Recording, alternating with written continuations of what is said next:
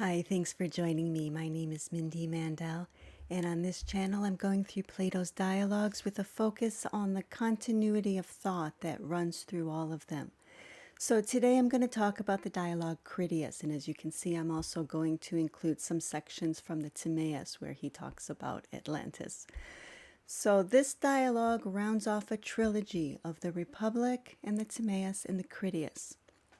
Now, the Republic and the Timaeus are both very popular dialogues, and maybe some people would consider them two of the most important dialogues in Plato's whole collection. Critias, on the other hand, is not a very famous one and not a very well understood one, I think. So I'm going to try to correct that to some degree here today. So we can all agree, though I think that these three dialogues certainly fit together chronologically. The Republic, or at least some conversation like it, took place between Socrates and his friends Critias and Timaeus. And the actual dialogue Republic is actually with Socrates talking to Plato's two brothers, Glaucon and Erymanthus. So it's not the actual conversation that fits chronologically here, but some conversation like that one seems to have taken place. And then the next day, Socrates met up again with his friends, and there were some other people there as well, but these are the two speakers. And Timaeus then spoke next, and then Critias is going to speak today. So that's the chronological connection. Now, thematically, Critias is rarely ever connected to the other two, but I'm going to connect them today. The Republic, you might recall, is where Socrates is giving the education of the soul, and that peaks with what he calls the philosopher king. On the world stage, of course, the philosopher king is an actual ruler of a country who has the wisdom to guide well, wisely. And on the personal level, though, the philosopher king, each of us can be a philosopher king in the sense that if we develop wisdom to the degree that we can act in the world from that state of mind without being corrupted by society, then we are functioning as philosopher kings. However, it's very hard to function in the world that way without being corrupted. And then in books 8 and 9 of the Republic, he shows the degradation of the soul. He takes it through multiple generations. It can also, of course, happen in one lifetime. And he shows, he connects each state of mind to a political system, with aristocracy being the healthy state of soul and tyranny being the most unhealthy. And he takes that down. Now, in the Timaeus, then we saw the need for this education from a different perspective, from the perspective of metaphysics. He showed the similitude of our souls to the spiritual and divine realms, in showing why this state of mind that he talked about in the Republic is the healthy state of mind. He talked about the need to bring the revolutions of our soul in line or in tune with the revolutions of the universe. Now, here in the Critias, then, he wants a real-world example of philosopher kings and this degradation and the need for that healthy state, to return to that healthy state. And that's what Critias is about. So it opens with, Timaeus had just finished his talk, and he's actually the first speaker here. And our translator today, by the way, is A.E. Taylor. Timaeus has a bit of a humble brag for his speech, and then he says if he made any mistakes, the only true penalty is to correct him, and that's where this line comes in. He says, the right penalty is that he who strays from tune should be brought back to it. That's quite consistent with the speech that he gave, bringing our souls in tune with the universe. We're also going to see that this line becomes key at the end. This is in the very first paragraph that opens the dialogue. And often, you know, the introductions of Plato's dialogues give you a bit of a preview of what to expect, what to look for throughout the dialogue. So this line from the very first paragraph is going to come up again at the very end. There's one other bit of foreshadowing.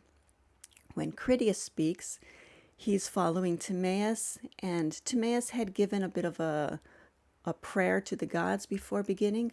So Critias is commenting on that, saying, I must at any rate follow your encouraging advice, Timaeus, and invoke the gods at large, including those you have mentioned, but above all, he wants to invoke the goddess Memory. He says, she is the power on whom the whole fortune of my discourse most depends. Now, there are two ways to read this. The most obvious one is that Critias is recalling a story that he learned from childhood. And we're going to see ample evidence to support this understanding of this quote. In fact, when we get into I'm going to show a section from the Timaeus, and it's very clear there that a lot of memory is required because the story passed down through multiple people, and Critias heard it when he was like 10 years old. So obviously he needs memory. But there is another way to read this. You might say a more profound reading. The idea, one tenet of Platonism is that our souls already know wisdom. And so there's a sense in which all learning is really just remembering the wisdom that our soul already knows. It's often called the theory of recollection. Here's a quote from the Meno, and here you can see our translator is William Guthrie.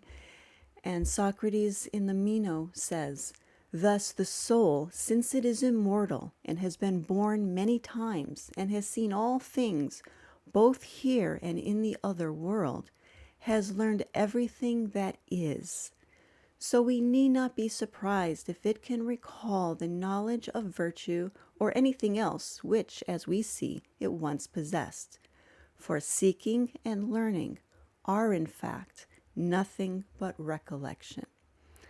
If we take this understanding of memory and we look again here, we see that the goddess Memory is the power on whom the whole fortune of my discourse most depends.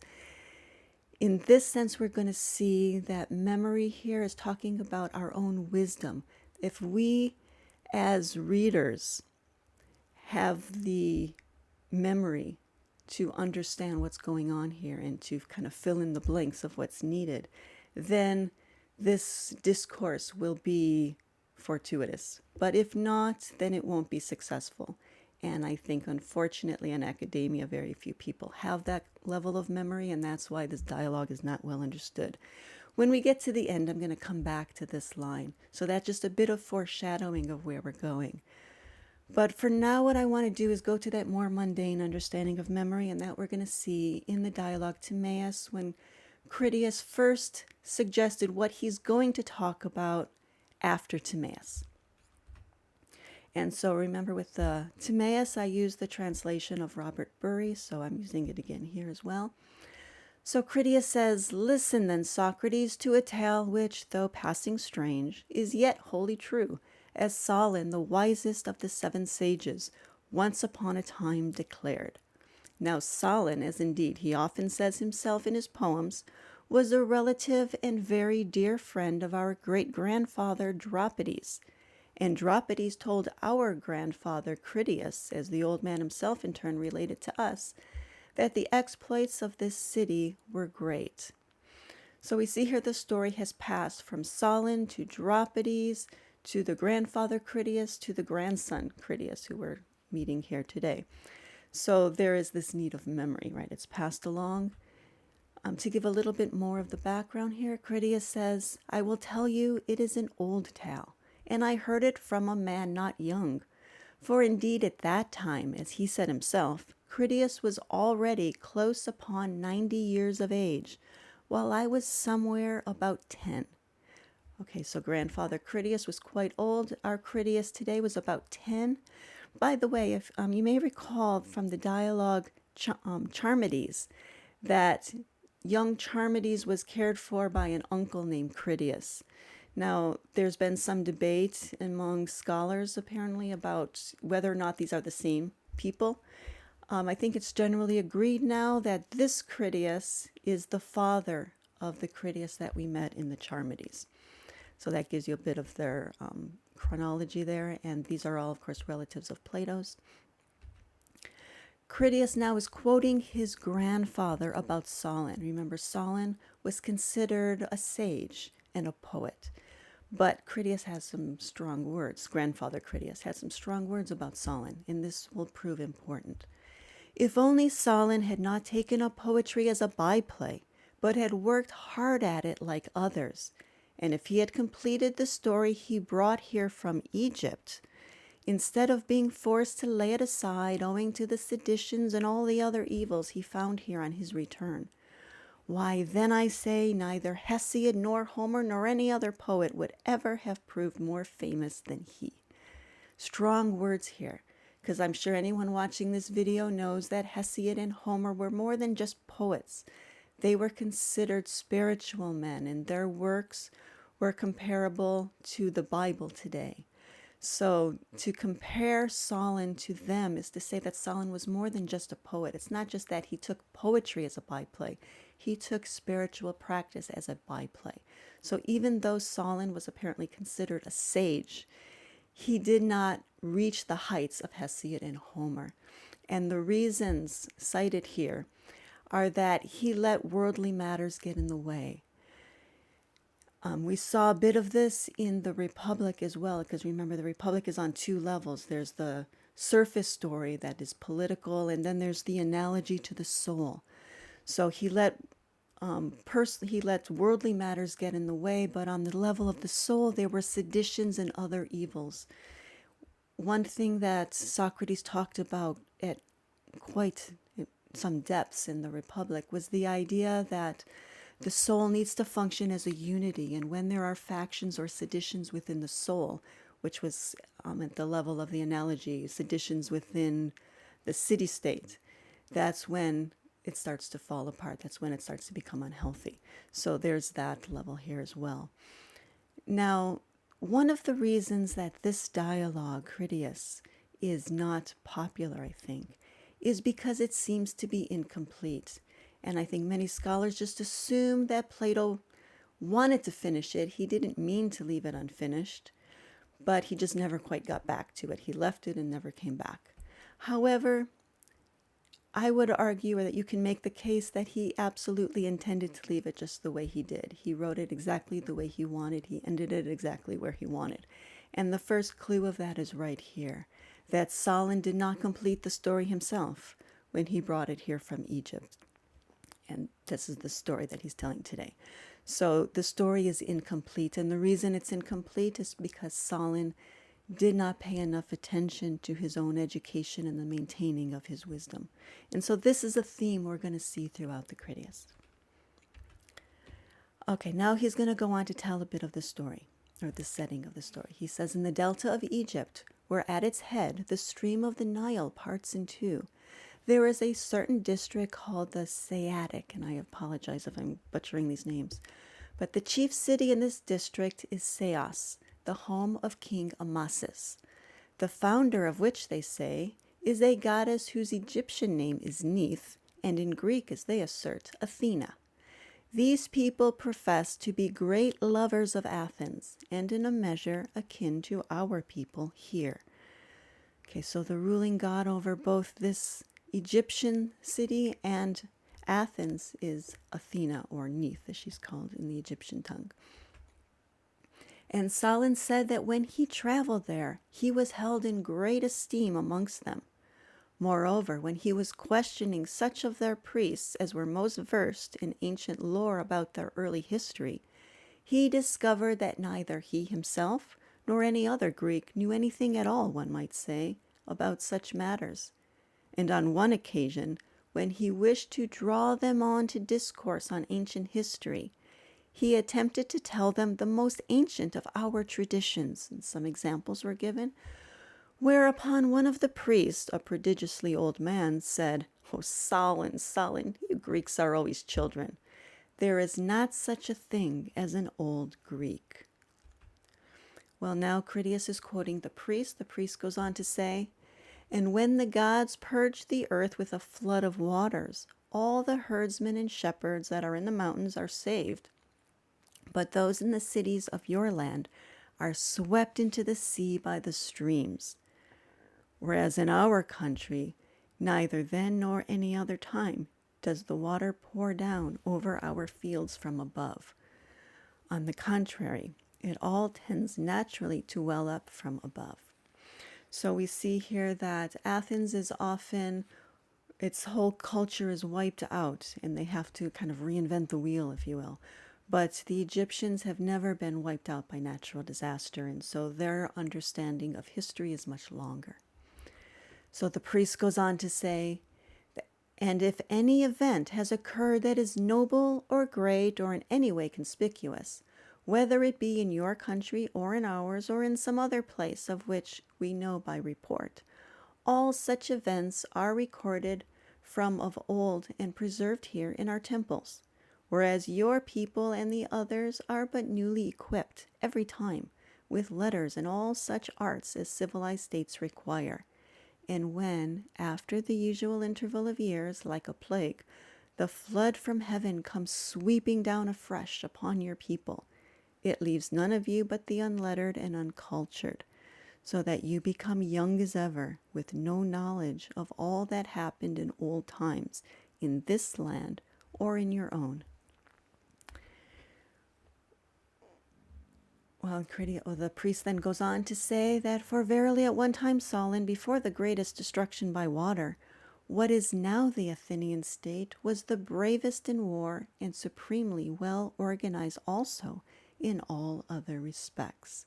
So there was a time when the Athenian state fit that definition of a state run by a philosopher king, running with that sense of unity that marked the analogy to the soul. Well, Solon wants to hear the story, and the priest says, I begrudge you not the story, Solon.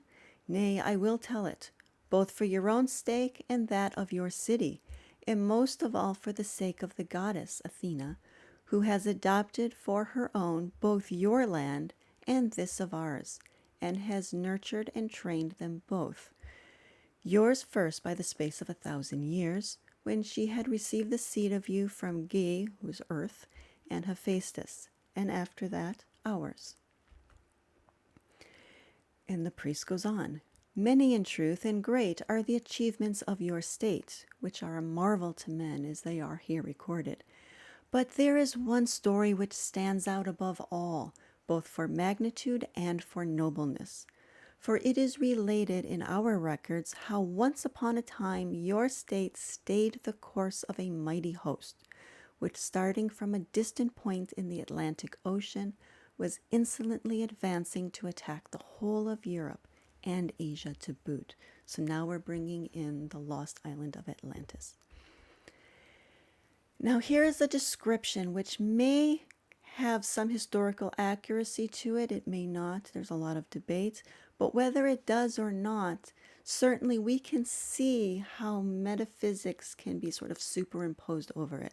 So if this is geographically accurate, it's really convenient for Plato. Let me read it first and then I'll talk a little about it. He says, the ocean there was at that time navigable, for in front of the mouth, which you Greeks call, as you say, the pillars of Heracles, there lay an island which was larger than Libya and Asia together. And it was possible for the travelers of that time to cross from it to the other islands, and from the islands to the whole of the continent over against them, which encompasses that veritable ocean. For all that we have here, lying within the mouth of which we speak, is evidently a haven, having a narrow entrance.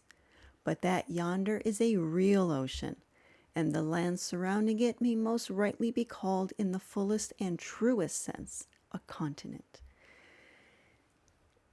Now, in the Republic, I'm going to use that one as an example since it's the trilogy here, so that's maybe the best example to use. We have the allegory of the cave, where we see that people in the cave think that that's reality, but the real world, the real reality, is outside the cave.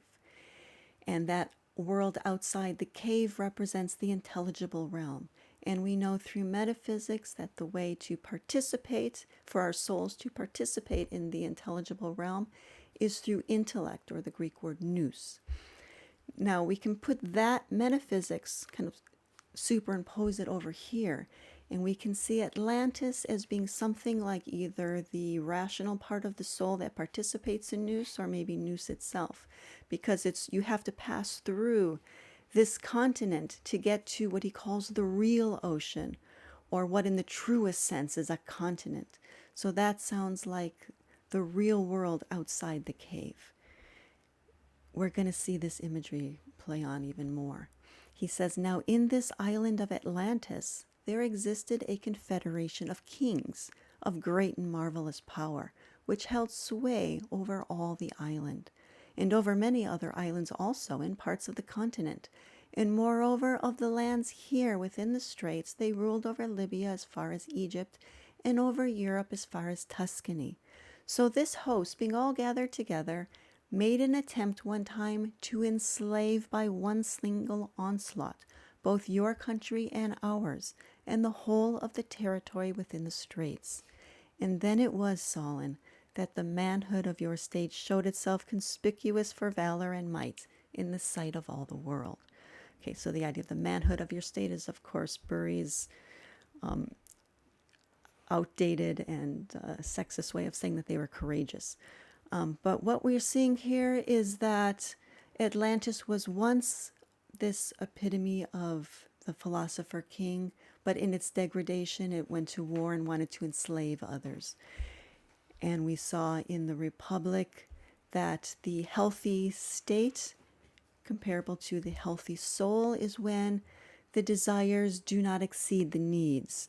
But when the desires become overwhelming and excessive, that's when the soul starts to degrade. And in the analogy to the city-state, that's when countries go to war.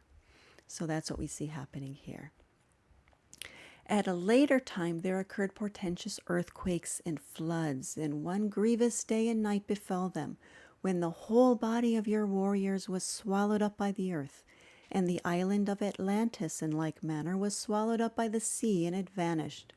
Wherefore also the ocean at that spot has now become impassable and unsearchable, being blocked up by the shoal mud, which the island created as it settled down. So many different wisdom traditions use the imagery of mud to represent ignorance. And so we see that here as well, that Atlantis used to be the way to pass through to the real world and the real sea, the real continent, and the real ocean. But now it is impassable because of the ignorance or mud that covers it. And so that imagery is very strong here. Also, we see that Athens had reached a state of being philosopher kings as well. Their timing was different. So Atlantis first, and then they degraded and went to war. But at that time, it was Athens that was the city representing the philosopher king. Only they too, we see their how do you say here? The warriors, not the guardians. The warriors were swallowed up by the earth. And remember that in the analogy of the city-state to the soul in the Republic, the warriors represent that part of the soul that defends the whole soul from ignorance. It got swallowed up by the earth. So that brings us to the dialogue Critias. And so here we're going back to Taylor. And he says, in the very first place, let us remind ourselves that it is in all 9,000 years since a general war of which we are now to relate the course. So this war that they're talking about took place 9,000 years ago. It was declared between those who dwelt without and those who dwelt within the pillars of Heracles. The command of the latter was taken and the war conducted throughout, as the story ran, by our own city, Athens. The leaders of the other party were the kings of the island of Atlantis. Atlantis, as you will recall, was once, we said, an island larger than Libya and Asia together. It has now been engulfed by earthquakes and is the source of the impassable mud, which prevents navigators from this quarter from advancing through the straits into the open ocean. Of old, then, the gods distributed the whole earth by regions, and that without contention. So he's going back in time now, talking about when it was believed that the various countries each had a god who was their patriarch. And so it was all apportioned out. They apportioned to each god his own righteous allotment. The gods settled their territories, and when they had settled them, they fell to feeding us their bestial and flocks there, as herdsmen do their cattle. Only they would not coerce body with body in the fashion of shepherds who drive their flocks to pasture with blows. They set the course of the living creature from that part about which it turns most readily, its prow, controlling its soul after their own mind by persuasion as by a rudder, and so moving and steering the whole mortal fabric. So we see here this analogy of the gods to shepherds, only whereas shepherds might use blows and physical coercion to control their flocks, the gods use mind. They use persuasion.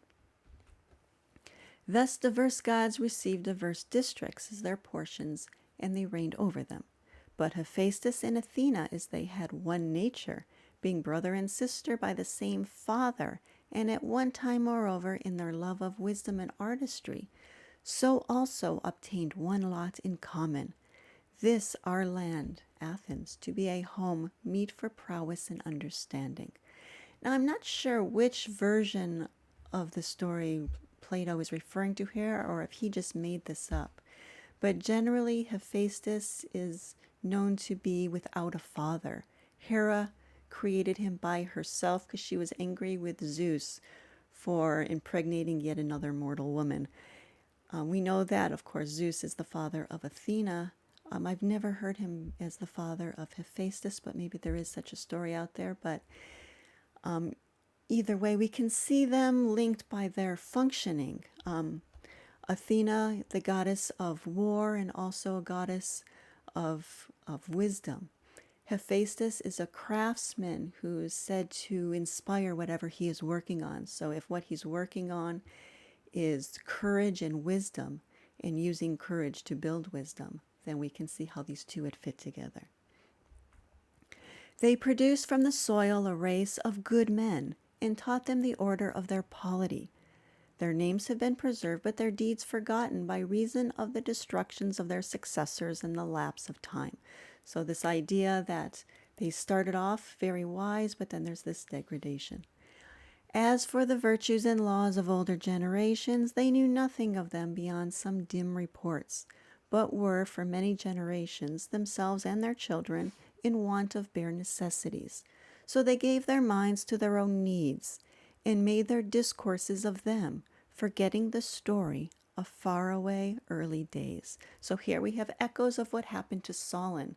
These people as well, they got caught up in earthly matters and they ignored their education, they ignored their history. And in especial, the figure and image of the goddess Athena, whom they of old set up in armor, according to the custom of their time, when exercises of war were common to woman and man alike, signify that in all living creatures that company together, female with male, nature ever grants it to both to practice the excellence proper to their kind. If only Plato had left out the last 4 words, this would have been a great quote. What he's showing here, though, this has echoes of Book 5 of the Republic, where he showed that men and women are judged by their nature, not by their gender. And so there may be men who are warriors, and there may be women who are warriors. There may be men who are craftsmen and women who are craftsmen. So it's mind that determines our nature, not our gender.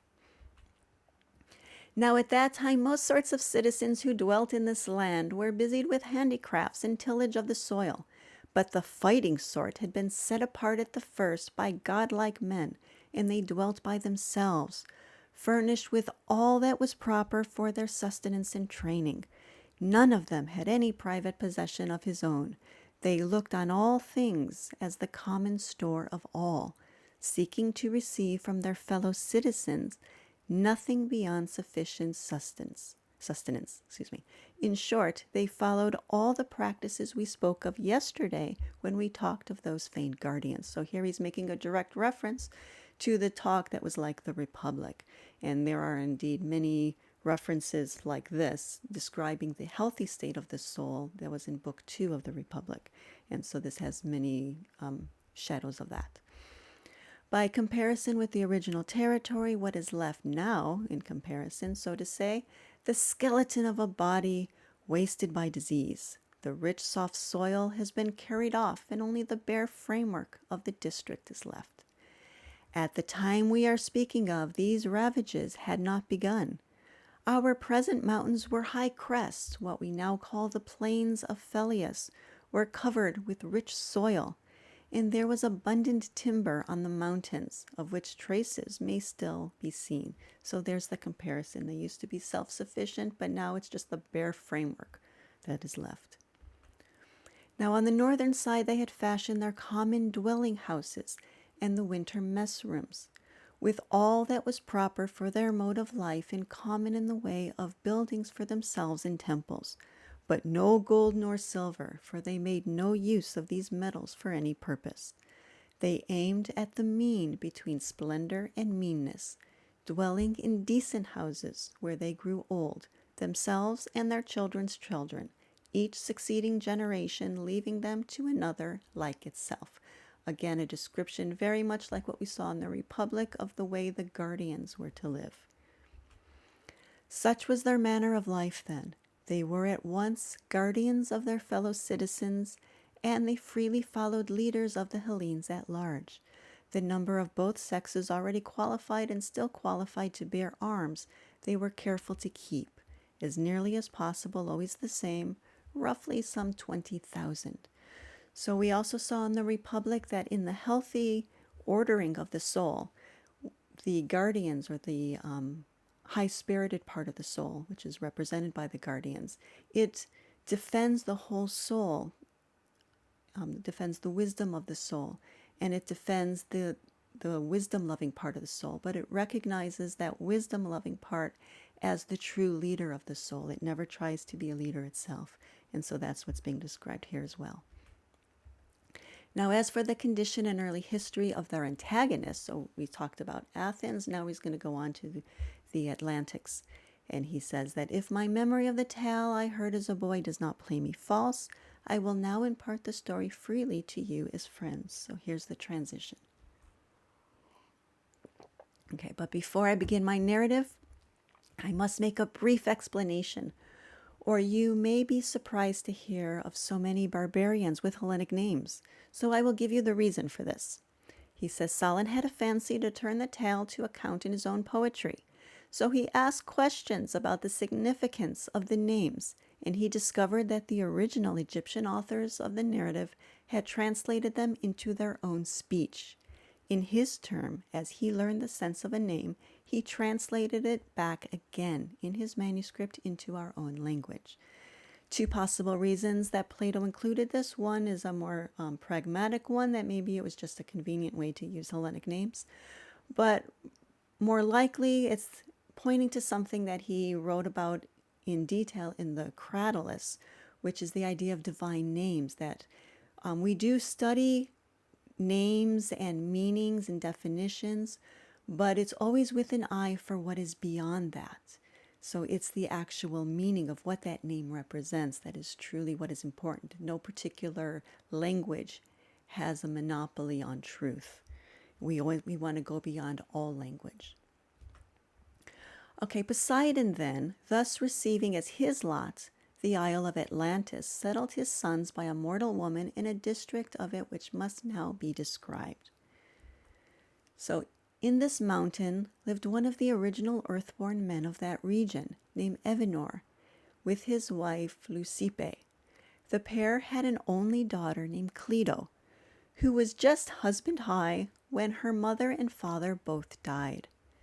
Plato desired this damsel and had to do with her, and this way of saying it makes it sound far more decent than it really is, and he fortified the hills where she had her abode by a fence of alternate rings of sea and land, smaller and greater one with another. Okay, so Poseidon then is the patriarch of this island of Atlantis, and then he made children with a mortal woman, Cleito. I'm going to come back again to this abode with the alternate rings of sea and land. He then begot 5 twin births of male offspring and divided the whole isle of Atlantis into 10 parts. On the earliest born of the first pair, he bestowed their mother's dwelling place with the lot of land surrounding it, the best and largest of all, and appointed him king over his brethren. The rest he made princes, granting each of them the sovereignty over a large population and the lordship of wide lands. So that best piece of land then is where the mother dwelt, Cleito, and also her oldest son. And he was the king. The other brothers were all princes. Further, he gave names to them all. Their king, the eldest, received a name from which the ocean, as well as the whole island, got its designation. It is called Atlantic, because the name of the first king of old times was Atlas. Now from Atlas sprang a prolific and illustrious house, which retained the throne for many generations, the eldest being always king and transmitting the succession to his eldest descendant. Now, since we're connecting this to the Republic, you can probably guess that this idea of many generations means this is the degradation he's going to show.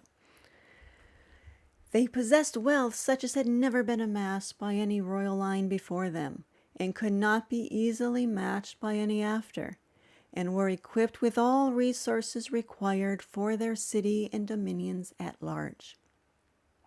Though their empire brought them a great external revenue, it was the island itself which furnished the main provision for all purposes of life. So again, the idea of being self-sufficient, and there's a lot of description of the land, the beautiful crops that they could grow, the livestock that they could raise. He says all these were produced by that sacred island, which then lay open to the sun in marvelous beauty and inexhaustible profusion. So the kings employed all these gifts of the soil to construct and beautify their temples, royal residences, harbors, docks, and domain in general on the following plan. Now, before we look at the plan, we can already see they had all this beauty, self-sufficiency. What did they do with it? They constructed temples and made beautiful harbors and docks and so on. Well, they first bridged the rings of sea round their original home, thus making themselves a road from and to their palace. This palace they originally built at the outset in the dwelling place of the god and their ancestors, and each monarch, as he inherited it in his turn, added beauties to the existing beauties, always doing his utmost to surpass his predecessors, until they had made the residence a marvel for the size and splendor of its buildings. So we see here this again, this competition. Everyone has to be better. They need more and more and more. Also, this idea of building bridges and roads. To better understand this, this is to represent what he described as that best piece of land. And then there were rings that alternated between sea, which I am depicting with blue, and land, which I'm putting as brown. Now, there is a description I did not include the quote of where when first made here, Poseidon made two fountains, and fountains often represent source or a principle in metaphysics, and Poseidon being, of course, the sea god. Water has even more meaning for him. And this is also where the temple is, where the castle is. And this was built better and better. Now, there are lots of numbers here. There's probably more significance than I recognize here. The reason there's a 3.5 here is because our translation has 3.5, stated as the measurement they used at that time period. Other translations use 3. Now, 2 is the arithmetic mean between 1 and 3, so that might be what is represented there. There are other numbers included as well. There's too much of the whole dialogue. It's a very short dialogue in total, and yet quite a bit of it is taken up by numbers, and so there's probably a significance there, but I'm not sure what all of it is, to be honest. In the Republic, there is the golden ratio, that is the divided line. I don't see that anywhere in this dialogue, but maybe it's there. Also in the Timaeus, we saw the arithmetic mean and also the harmonic mean. The arithmetic mean, again, it might be the 1, 2, 3. I don't see harmonic mean anywhere, but maybe there's something there. But as for the rest of the description, certainly there we can see something. He describes there being a channel that cuts from the ocean all the way through, and it goes under the land, and it takes boats through the water under the land all the way to the island. He also describes there being bridges built connecting all the land. What would be the significance of that? Well, in ancient times, temples were built in such a way that there was a center part where only the most advanced students, the highest initiated students could reach, called the adytum, and it was meant to be difficult to reach. And initially, this island in the center was difficult to reach. However, over time, as people became less holy, each generation was less holy, they were focused more on decadence and wealth, they brought this island down to their level by making it more approachable. He goes on to say that the distribution of power and prerogative was, and had from the first been this: each of the 10 kings was, in his own territory and government, supreme over persons, and for the most part over the laws, and he could chastise and put to death at his pleasure. But their authority over the intercourse with one another was regulated by the commands of Poseidon, as they were informed by the law and by an inscription left by the earliest kings on a column of orichalcum preserved in the sanctuary of Poseidon in the center of the island. So that center island that used to be difficult to reach. And so here we're seeing also about the laws. And this has echoes of Book 5 of the Republic, where there's talk of how to treat people within your own country, also how to treat foreigners. There was a difference. And so there are echoes of that here and here as well.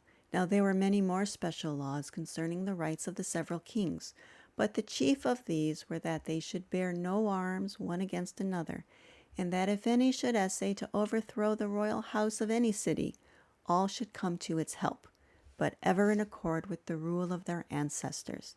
They should take counsel in common for war and all other affairs, and the chief command should be given to the house of Atlas.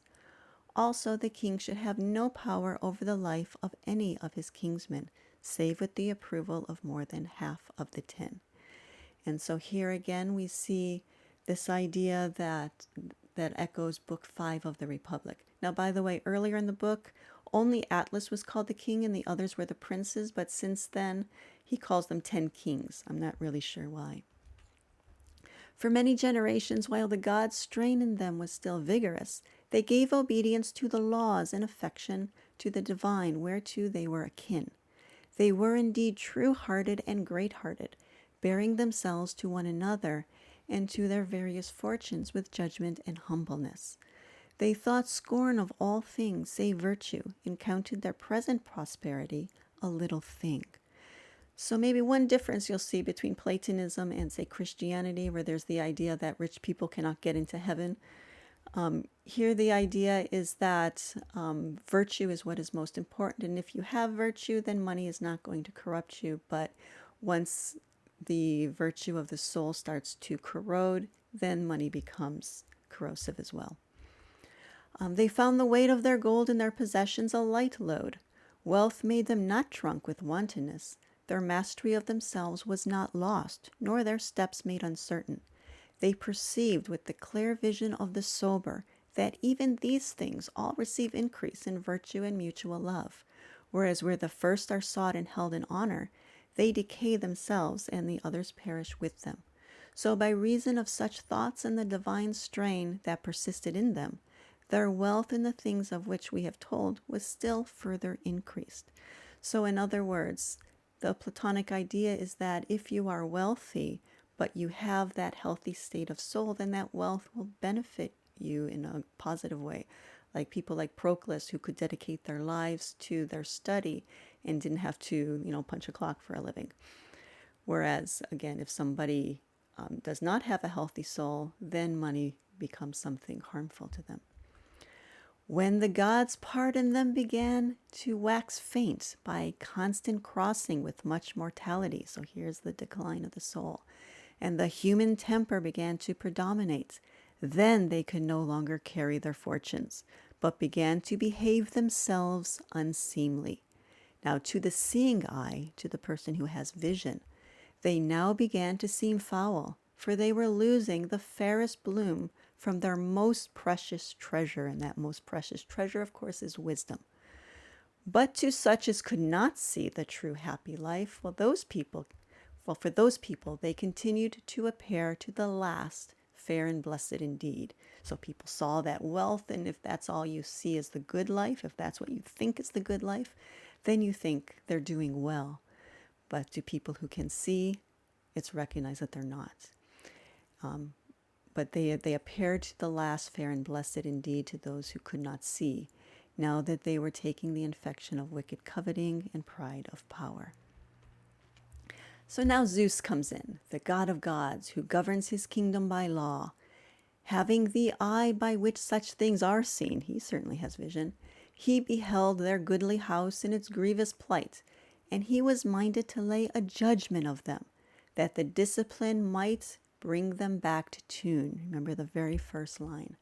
So he gathered all the gods in his most honorable residence, even that stands at the center and overlooks all that has part in becoming. And when he had gathered them there, he said, okay, before we go on, let's take a look at this. So we saw the very first line is the idea that if people do wrong, they should be brought back into tune. Very much in line with the Timaeus, that we want to bring our souls in tune with the universe, or the motion of our souls in tune with the motion of the universe.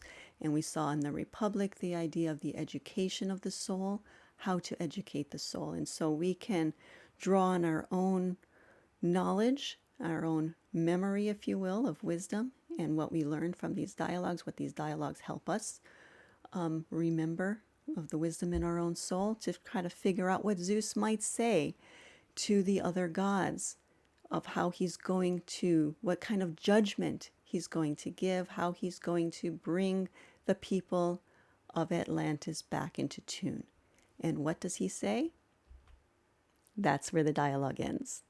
And this is, I think, why many people hate this dialogue. But actually, Plato is giving us a challenge, because I'm going to remind you again of that one line from the early part of the dialogue, that the goddess memory is the power on whom the whole fortune of this discourse most depends. So again, one way of reading this is that Critias needs memory in order to tell the story well, and that's the fortune he needs. However, it's also possible that we are the ones who need memory. And if we remember, then this dialogue will be successful, because we will understand what Plato was doing here and how to complete it, what Zeus would say.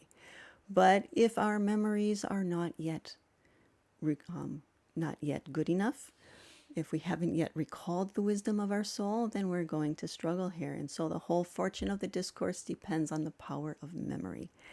And that is where Plato left it, so that's where I will leave it as well. I have some ideas, but I want to hear yours, and I don't want to influence people, so I want you to come up with your own ideas, because that's what Plato wanted as well. And that's the challenge for you in this dialogue, to take a look at the Republic and the Timaeus, and then see how that will help inform the ending of this dialogue as well. So feel free to put some comments below if you want to share your ideas with other viewers. Also, please think about subscribing if you don't already. I do put out a new video each week, and also maybe share with some friends who might enjoy the same kind of content. And as always, I always appreciate a thumbs up if you like what you're seeing. So next week, I'm going to take a little turn. We're going to move away from dialogues into Plato's private correspondences. Two of the most popular, most famous letters of his are the second letter and the seventh letter, because those deal with metaphysics. So from next week, I'm going to look at Plato's second letter, and I do hope you'll join me then. Thank you very much.